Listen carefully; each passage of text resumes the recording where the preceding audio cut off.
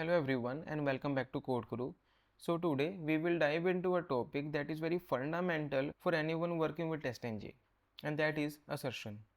So whenever we are writing the test case, the goal is not to only run the code but to make sure it is doing what we expect it to do. And that is where assertions comes into the picture. So what are assertions? So assertions in TestNG are like the statements to check whether a particular condition holds true or not. So it's like a checkpoint in a test. So it will either pass or fail. So assume you're writing a test case for an API where you are expecting that API should return 200 status code. But because of some bug or because of some error, it is right now returning 400 or 500 at the moment. So in this scenario, you would want your test case to fail, right? Because you were expecting 200 and you are getting 400 or 500. But how do you mark a test case as failed in TestNG? This is where assertions will help you. It will help you mark the test case as failed if the expected results are not matching with the actual results at the moment. So let's see in action how we can mark a test case as failed. For simplicity, we won't be actually executing an API. We would just assume that the expected status code is 200 and the actual status code is, let's say, 400. This one is coming from the API directly. Let's assume that. So TestNG provides us with an assert class which helps us do the assertions.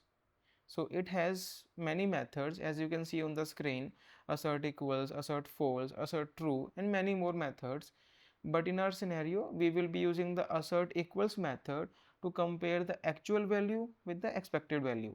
So the actual value will go on to the first argument and the expected value will go on to the second argument. So actual status code and expected status code. So now if I run the test case or the program, the expectation is that my test case should be failed because the expected code is 200 and the actual code is 400. So let me run my test case. As you can see, the test case is marked as failed because the expected value was 200 and the actual value was 400. And if I change my actual value to 200, now if I run the test case again, the test case is marked as passed. So in this way, we can put multiple assertions in our code to verify that our test case is doing what we expect it to do. But the question now is, if I put multiple assertions here, so let's say if I put an assertion just above it, some random value, let's say 5 and 4. Now I know that this assertion would fail because actually is 5 and expected is 4. So will the code still flow to the next statement or not? So let's say if I put a console command here, let's say statement below the assertion. Now if I run this code right now, you will not see this sysout command here, right? Now the reason is that my execution was halted or was stopped as soon as my assertion was not passed. This is what we called as hard assertions. So in TestNG, we have two types of assertions. One is hard assertion and second is soft assertion. So hard assertions in TestNG will immediately hold the test execution if they fail, which we have also seen in our example where the statement below the assert was not printed because the assert prior to that got failed. As opposed to the hard assert, we also have the soft assert. So soft assert in TestNG will allow the test to continue running even if an assertion fails. So let's see that in action. So instead of the assert class, we will be using the soft assert class provided by the TestNG for the soft assertion. But do note one point here that assert equals was the static method, because of which we haven't created any object of the assert class to access this method. We just simply use the assert class reference to access the assert equals method. But for the soft assert, we would first have to create the object of the soft assert class, and then we will be able to access the methods provided by the soft assert. So soft assert also has a assert equals method. So we will just use the same and put the same values as we did here. So let me remove this statement, and here as well we will be using the soft assert. So now what is my expectation? The expectation is that the assertion would still take place, but it will not hold the execution, and the program will continue to execute and print the statement in the console and move on to this assertion. So let's run the test now. You see that this statement was printed in the console, but my test case was not marked as failed, it was marked as passed. But if my test case is marked as passed, then what is the point of writing all the assertions? Because ideally I would want my test case to fail if any of the assertions is failing, right?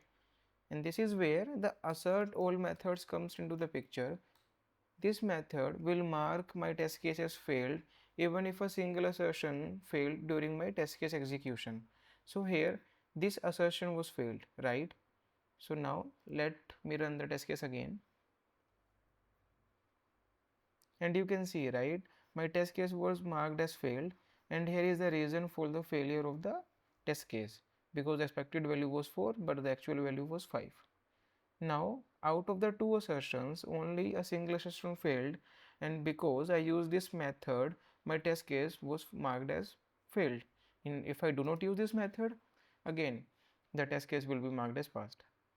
So this is the significance of using the assert all method while using the soft assertion functionality in TestNG. But now you must be thinking like when to use what?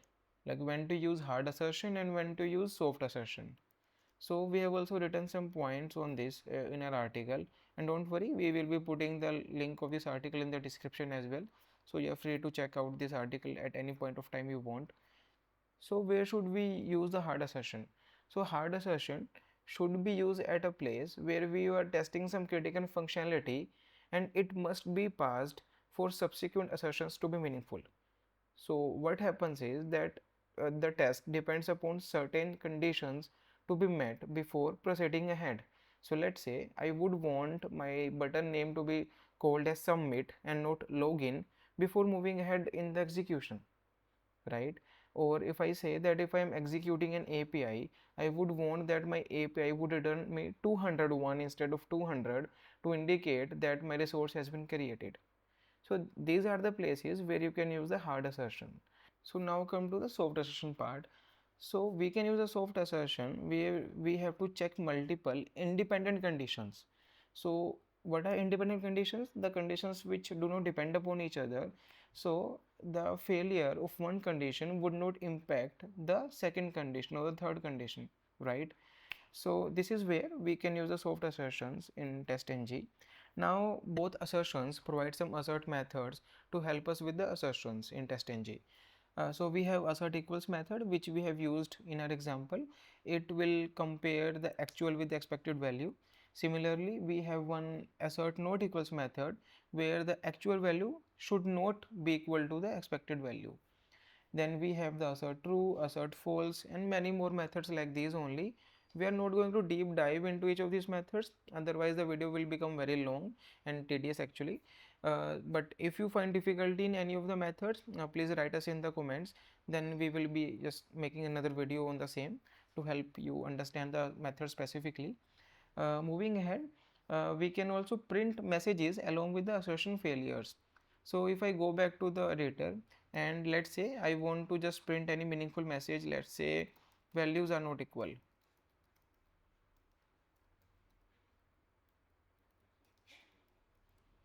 Now if this assertion fails, then this message will be printed along with the assertion.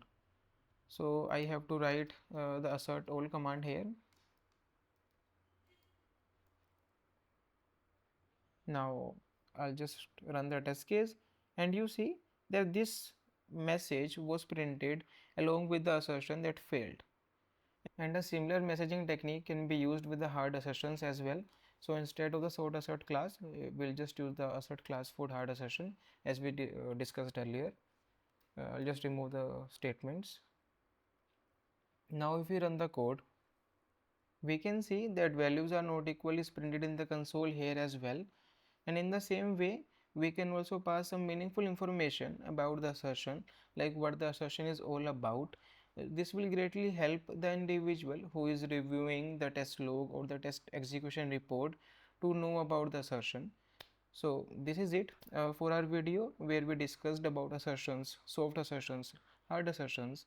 And if you've liked it, please don't forget to hit the like button and subscribe to our channel. Thank you for watching and see you next time.